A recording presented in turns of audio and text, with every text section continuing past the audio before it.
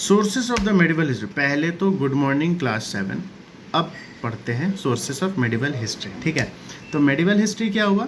Ancient history और modern history के बीच का समय, यानी कि 8th सेंचुरी के बाद और 1700 सेंचुरी, मतलब सेंचुरी नहीं बोलना, 1700 या तो 17th सेंचुरी बोलो या 1700 बोलो, है ना, सेंचुरी मतलब ही 100 होता है।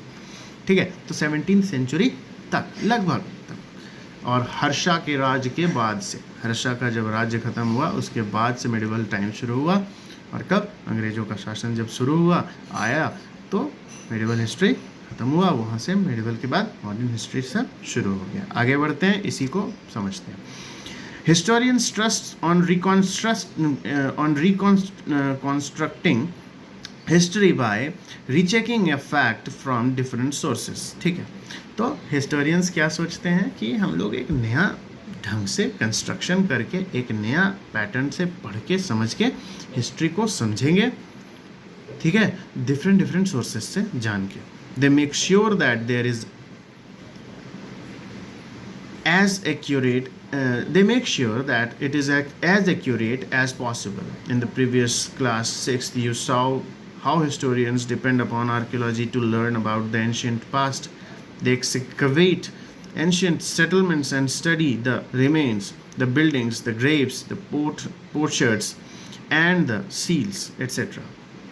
तो ये कहते हैं कि हम जितना हो सके, हिस्टोरियंस कोशिश करते हैं जितना हो सके सही इन्फॉर्मेशन दे सकें, सही बता सकें कि क्या कैसे हो रहा है दुनिया में। ठीक है, उसके बाद ये तुम्हारे हिस्टोरियंस का कहना होता है कि वो लोग क्या देखते हैं, आर्कियोलॉजिकल सर्वे करते हैं, जो तुम पिछले क्लास में पढ़े होगे। आर्कियोलॉजिकल सर्वे क्या होता है? तो पुराने कब्र को खोद के निकाल लेना, पुराने गड्ढा को खोद के निकाल लेना, कहीं से कुछ ढूंढ लेना, कहीं से कुछ और ढूंढ लेना, बिल्डिंग्स को देखना, मॉन्यूमेंट्स को देखना, उन सबको देख के सीखना, और सीख के इंटरप्रेट करके हम लोगों को हिस्ट्री के बारे में समझाना सही।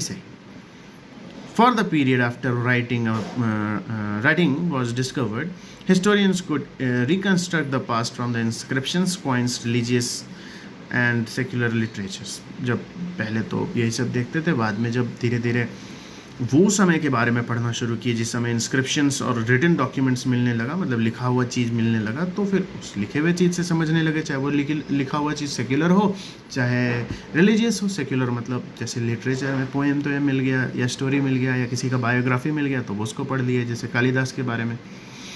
मगर वहीं पर अगर तुमको रामायण, वेद ये सब मिला तो ये सब सेक्युलर नहीं है, ये सब रिलीजियस लिटरेचर है। तो ये सब भी मिला, तो कॉइन्स मिला, सिक्का मिला, इन सब को देख के बहुत कुछ सीखने को मिला, बहुत कुछ समझने को मिला इन हिस्टोरियंस को, और वो लोग हमको लोग को समझाने लगे। The medieval period of the Indian history also has several sources of information that historians use. The different sources are, अब देखो यहाँ पर तुमको सोर्सेज के बारे में बताया गया कि बहुत सारा सोर्सेज जो है जिसको देख के हिस्टोरियन समझते हैं हिस्ट्री के बारे में, वो क्या है? तो पहला है इंस्क्रिप्शंस मतलब एपिग्राफिक एविडेंसेस, मतलब जो ग्राफिकल रिप्रेजेंटेशन है, मतलब जो किसी चीज़ के ऊपर लिखा हुआ है, ड्राइंग बना हुआ है, या कोई भी चीज़ ऐसा बनाया हुआ है, इंस्क्रिप्शन कहते हैं। कॉइन्स, सिक्का मिला, ठीक है, बिल्डिंग्स मिला बहुत सारा आर्कियोलॉजिकल सर्वे के थ्रू, ठीक है, पेंटिंग्स और आर्टिस्टिक्स चीज़ सब मिला, ठीक है, ड्राइंग और ये वो तरह का। हिस्टोरिकल राइटिंग्स, लिटरेरी एविडेंसेस मिला, पूरी तरीके से स्क्रिप्ट्स मिला लिखा हुआ। फिर आता है इंस्क्रिप्शंस। पहले इंस्क्रिप्शंस के बारे में पढ़ेंगे डिटेल में, इंस्क्रिप्शन है क्या, डिटेल पढ़ेंगे इसके बारे में। ठीक है, the inscriptions these are writing engraved on hard surfaces like metal. ये वो हैं जो सरफेसेस ऑफ मेटल्स पे या चट्टान पे भी लिखे जाते हैं, इन्हीं को कहा जाता है